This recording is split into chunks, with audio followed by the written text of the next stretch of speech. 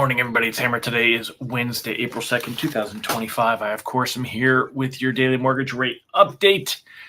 The only place on the web where you get to join me live each and every day, weekday morning at 9:30 a.m. Eastern Time, talking about what's going on with rates and pricing and mortgages and all that good stuff.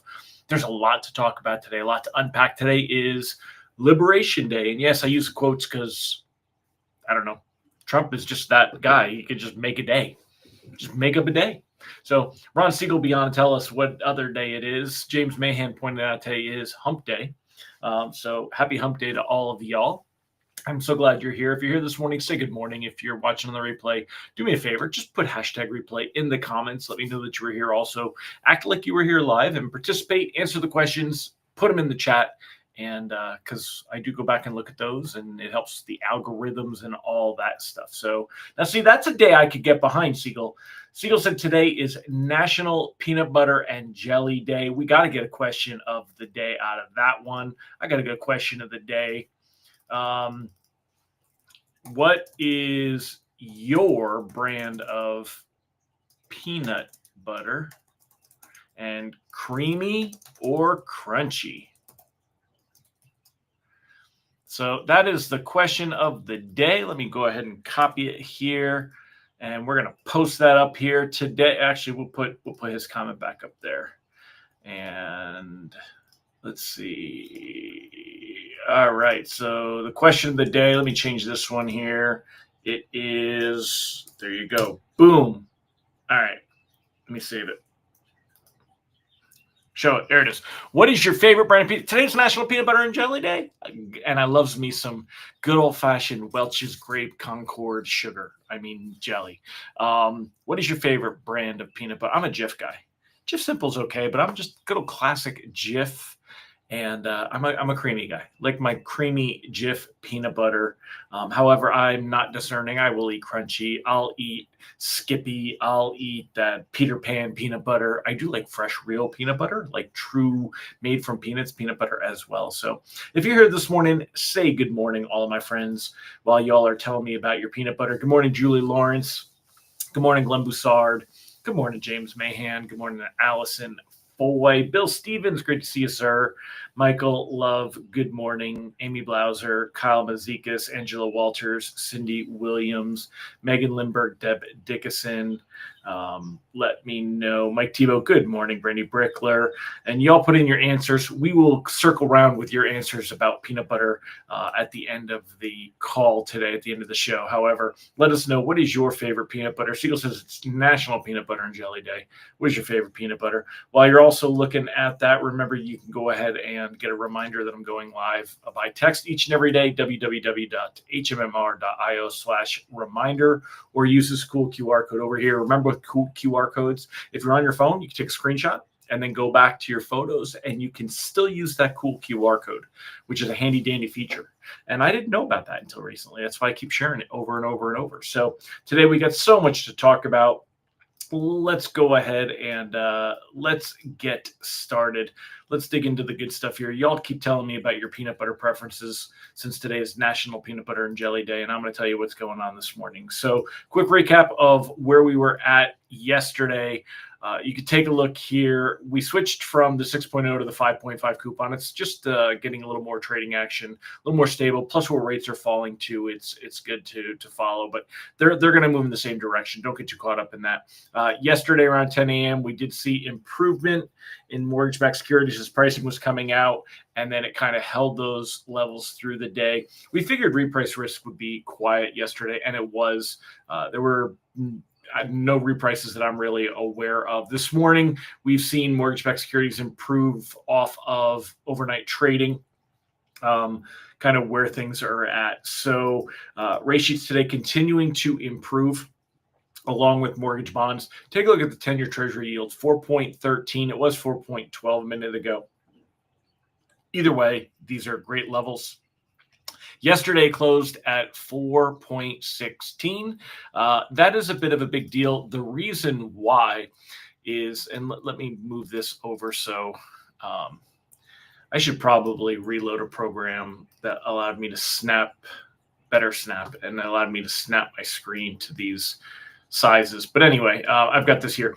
Take a look here. Yesterday we ended the 10-year ended the day at 4.16, which was also the best level over here at March 3rd. So March 3rd, if you look at that day on the calendar, take a look here at, let's get rid of all these other things. We'll just look at the good old-fashioned 30-year fixed here. And instead of going from 1980, let's go back to, I want to go a little bit more than that. Okay, that's actually, it's hard to, there we go, that'll work. All right, so taking a look here, oh, I didn't realize I could change it up here too. Taking a look here, remember, let's go back to September. Hold on, let's go to September. There we go. All right, perfect. So if you remember, September, oh, that's October. So let's go farther in September. Here we go. Okay, so I'm actually even I'm gonna lie. We're gonna go back to August so you can see the gains in September. All right, so if you take a look here, September of last year was our best mortgage rates, right? We know that. We saw a lot of activity actually at that. Then we saw in October, rates crept up. It looked like we were getting a reprieve, and then in November they pushed back up. We talked a lot about this being from the Trump trade, the fact that speculation went from the Democrats running away with a blue wave, winning the executive presidency there, and then Congress, to Trump, having a shot at this whole thing. In fact, when markets did see Trump win, then we, pushed through and where we were at. So looking here, December, we saw rates at their worst levels, around 7.25 here, according to Mortgage News Daily. And then they kind of improved a little bit in January. And then February is when we saw the biggest drop. And by March 3rd, that was basically March 3rd, and then that rate sheet on March 4th. That was the bottom, right? That was the bottom for this year. Of course, the bottom was last September. This is where we're at here. The bottom here was in March 3rd. They were here March 4th, reflecting all those March 3rd movements.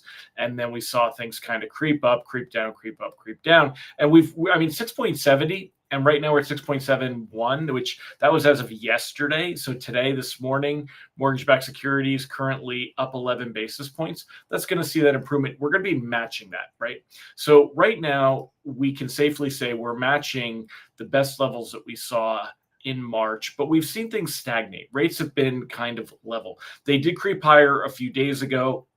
Last week, I had been in a locking stance for loans closing near term and even loans closing in less than 30 days because of the expectation that we, could be seeing things creeping higher, right? We had seen it touch down back here at 6.71, and then they were creeping higher, up about 1/8 of a point, and we were in kind of a lock stance. Well, that reversed itself on Friday, because that's when markets really started to speculate what was going to happen this week with the tariffs. Today, Liberation Day, as Trump calls it. Now, yesterday, I call it reported that we were going to see Trump come out and share his tariff talk at 3 p.m. Eastern time from the Rose Garden. However, that has moved. They now say 4 p.m. All right, so it'll still be in the Rose Garden, but 4 p.m. Eastern time. So today, what you can expect, reprice risk on the day is low early. The first half of the day, we don't really have to worry about bonds doing anything crazy. In fact, we're likely to see mortgage-backed securities improve a little bit on the day.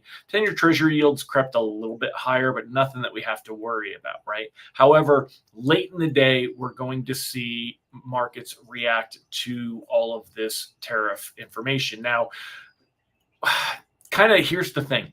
There's talk that they're still working on exactly what they're going to do, right? There's speculation, and these are news articles. They're not in the room, but we still have to at least, give it some credibility. Donald Trump's team is still hashing out options for its long-awaited reciprocal tariff. They're calling them reciprocal tariffs because other countries already put tariffs on our products. Multiple proposals are under consideration, including a tiered tariff system and a customized reciprocal plan.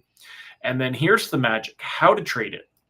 And that's what really matters. So the tariffs themselves arguably could cause some inflation, which would be bad for rates, right? However, we're seeing a positive overall reaction to mortgage rates because of how it's going to affect the economy overall. So you've got different variables that are playing into your mortgage rates and which direction they're going to go.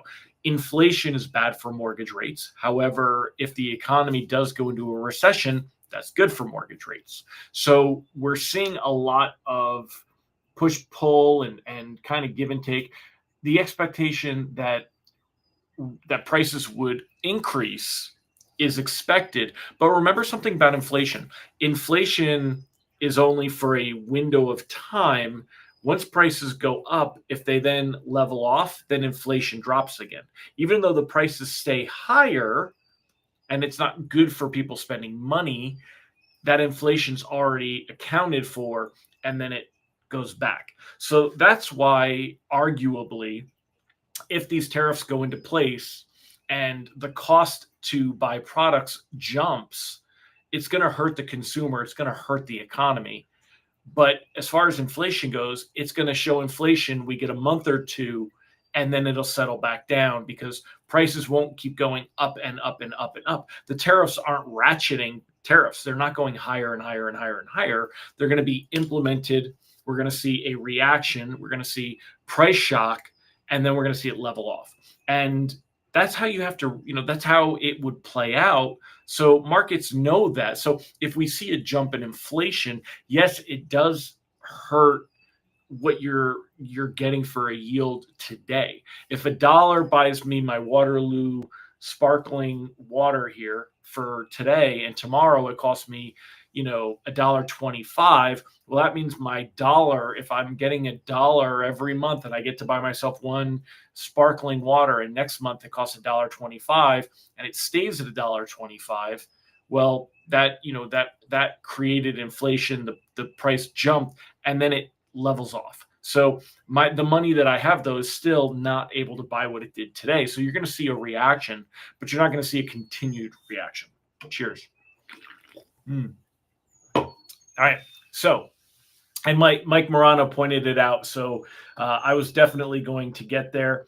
Mike, let's talk on that one. Ron Siegel and Mike Morano both pointed it out. 4 p.m. is a better time. That is after the markets close. It's after stocks close, yes. But then we've got foreign markets that are going to trade on it, which means that there's a lot of volatility heading into tomorrow. So Mike and Ron Siegel, you guys both nailed it. So we're going to see all of this activity.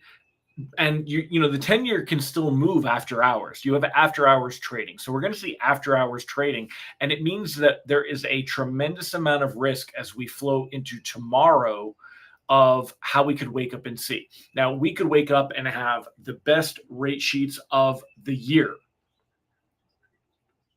Or we could wake up and have seen a big jump and have lost a chunk of pricing. Because of that, you need to lock accordingly, and you need to also know your company's lock rules. When can you lock loans? Is there a time limit for loans in process that you're not allowed to lock, say, after 5 p.m.? So playing it today is a little bit different. Now, for me, my opinion, anything's closing the next 2 weeks, you have to be very aware of what's going to happen today and where that whipsaw is going to happen. We're going to see more reaction tomorrow. We're also going to go into Friday's jobs data, which could either become a total afterthought or it could be more fuel on the fire. And it's still a little too early to tell because markets might be so overwhelmed with what they get with the tariff data and, the information, the tariff announcements, and what their expected reaction, what they're going to do, what they think it's going to do to the markets, to profits, to company profits. That could be so overwhelming that they just don't even process the labor market data yet, because the labor market data is generally important because it shows heading into a recession. If we see a weak labor market, people making less money are spending less money. Therefore, it is economically something's going to lead to economic slowdown, right? The other thing is, what would it do for expectations of Fed rate cuts? Now, look at this. We are seeing a very big move. Markets believe right now they're pricing in the idea that the economy is going to take it on the chin. The Fed funds rate right now is at 4.25. By the end of the year, markets believe there is no way that it stays where it's at now. One rate cut, 6.8% probability. Very, very little expectation. Two rate cuts, 21.7%. Still very low. Three rate cuts leads the pack with 34%. And four rate cuts, even more expected than two rate cuts. All right. So remember that the Fed had put out their dot plot and they've said, hey, we think we're going to see rates have to get cut twice this year, 2 quarter-point cuts, bringing that Fed funds rate down to 3 3/4. Markets are like, you guys are not even close. It's going to be 3, maybe 4. This outlier here for 5, not really representative yet. It doesn't always have to be 5 cuts either. It could be bigger cuts, half-point cuts, right? So markets are pricing this in. That's the other thing that's going to come into play, but not nearly as much with that labor market data as what we're going to see tomorrow or this afternoon, rather, with the tariffs. So these are all of the headlines. Everything is about the tariff plan and how it's going to be implemented, what effect it's going to have on the economy. Giddy up, Tickle. Mike Morano, what's the algorithm CNE Group uses? They have their own algorithm, Mike. That's kind of what their whole service is. I think that they do something about trading Fed futures. So you can see this. I'm looking to see where they have a little thing where it says methodology, and you can see where they come up with their whole thing. You know, what they do, the overview, the methodology, how they come up with it. That whole algorithm is actually on their website here. So if you'd like to see more about it, you can find out more about it there. To see that. So anyway, my friends, Ron says with the tariffs coming out after hours, the after hours market will be volatile. The open tomorrow will be affected by PMI, challenger layoffs, and jobless claims that come out before the open. I think jobless claims not going to take. I don't think they're going to really be focused on any of that, Ron. My opinion, I think it all takes a huge backseat to whatever is going on. It all get mixed into the basket at open tomorrow. The market be moving on tariffs or other data. Then the BLS report on Friday is even bigger. So yeah, that's all the stuff. I'll throw that on the screen so that people can chat about that. Oops, here you go. All right. So yeah, that's definitely all true, and that's what we're talking about. So you're going to see a late reaction this afternoon. And bonds will still move between 4 and 5, right? So we can see if there's a reaction, what kind of reaction, and we'll be sending out some text alerts in that last hour kind of to see where things are at and where we are heading into tomorrow. If you're not monitoring mortgage-backed securities, you can easily keep an eye on the 10-year Treasury yield. If the yield jumps, that's going to be bad for rates, and you want to lock in risk averse and loans closing near term. If the yield drops, we could see really extreme movement today, and we have not been in the 3s since, let's see, it was barely, there it is. So October. We haven't been in the 3s since October, and we could see the 10-year Treasury yield drop back into the 3s. 4.14. Remember something. Just a few days ago, we were at 4.36. It's gone down 22 basis points in 1, 2, 3, 4 days. If there is another big drop, I don't think it'll hit maybe 3 point something today, although I have seen that happen. You know, we've seen the 10-year Treasury yield drop more than 14 basis points in one day, and it was at 4.11 earlier when I wrote my lock advice for the morning, the commentary. So we could see 3 point something today. It's not unheard of. And again, you would see an after hours trading for the 10-year Treasury, but it would drop into that 3 point something. So it would close the day higher, but we'll see. We'll see where all of that comes out at 4 p.m. Everybody is going to be watching it. There's going to be a big ripple effect, and this is going to play out over time. So we're going to see some initial knee-jerk reaction, then we're going to see some continued reaction over time. So keep that in mind. But now that we got the lock advice on there, I'm going to go ahead. Any questions, please let me know. I'd be glad to answer them for you. As always, I love all of your comments as well. Good morning to anybody I did not get to say good morning to. And let's go ahead and let's answer that question of the day and see what you guys had answered. The question of the day, if you haven't answered it yet, what is your favorite brand of peanut butter? And are you a creamy or a crunchy? So scrolling back up through the comments to where we've got you here. The first comment I see is Mr. Michael Love. He said he's a crunchy man. No preference on the brand. Jerry Avila is a Skippy guy.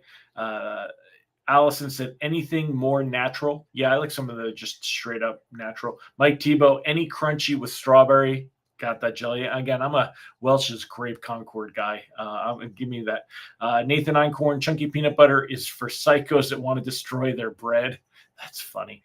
Siegel, what's the craziest food you put peanut butter on? That's another good question. Siegel put up that question there. So what is the craziest? I'm going to put the let me see captions. Let me put that question of the day back on the bottom there. There you go. And we'll go back to the chat. So that way we can see your answers. So what's the craziest one there? Let's see. Scribbling back through here. Derek says peanut butter. That is real. Growing up, Jif was your favorite. Dude, Jif is real peanut butter. Siegel's a chunky peanut butter with a basic strawberry jam. Him and Mike Tebow, they get together and have peanut butter sandwiches. And Mike said, yeah, peanut butter is good on celery. Mike Morano said, only fresh crushed from roasted peanuts. Yeah, so Brandy likes the real deal stuff, the stuff you gotta mix together because the oil separates. Candy, peanut butter with honey, that'll really sweeten it up. Creamy peanut butter only. Jif, extra crunchy. I didn't even know they made an extra crunchy. Let's see what else we got here. We got Randy is a natural peanut butter guy with a little bit of crunch in it. Crunchy all the way for Deb Dixon. A lot more of y'all crunchy folks out there than I thought. I love me some creamy peanut butter. Trader Joe's creamy peanut butter. It will change your life. I'll try it. If it's Trader Joe's, it's probably less processed and a little bit more like fresh peanut butter. So, all right, my friends. Well, we're going to have to wait and see what tomorrow brings. Again, if you are not a Text Alert member, today's a good day to sign up. www.ratetextalerts.com. They're $7 a month. We'll send out our 10 a.m. text alert, and then this afternoon we'll keep our text members apprised of how markets are moving. So if you don't subscribe to one of the live services to see movement and you want to get some text notifications on what's going on this afternoon, you can sign up at ratetextalerts.com. There's no contracts. There's no hidden fees. So you could sign up for a month and cancel, but you won't because it's awesome and everyone loves it. Mike said during the refi boom, name brand, the cheapest. So, all right, my friends, I'm going to wrap it up. You guys have a fantastic day. We'll see how all this plays out. I hope that today's commentary helped you, and I'll see you tomorrow. We'll be able to look back and talk about what those tariffs were, how markets reacted, what the outlook is for rates. Right now, the outlook is up in the air. We'll have a better idea tomorrow. We'll get to see how overnight trading goes, how domestic trading opens, how tomorrow's rate sheets are going to be. They could be the best rate sheets of the year, or we may see rates creep higher again. So we're going to get to find out tomorrow. We'll talk about it then. Hope you'll join me 9:30 a.m. Eastern time, and I'll see you then. Take care, everybody.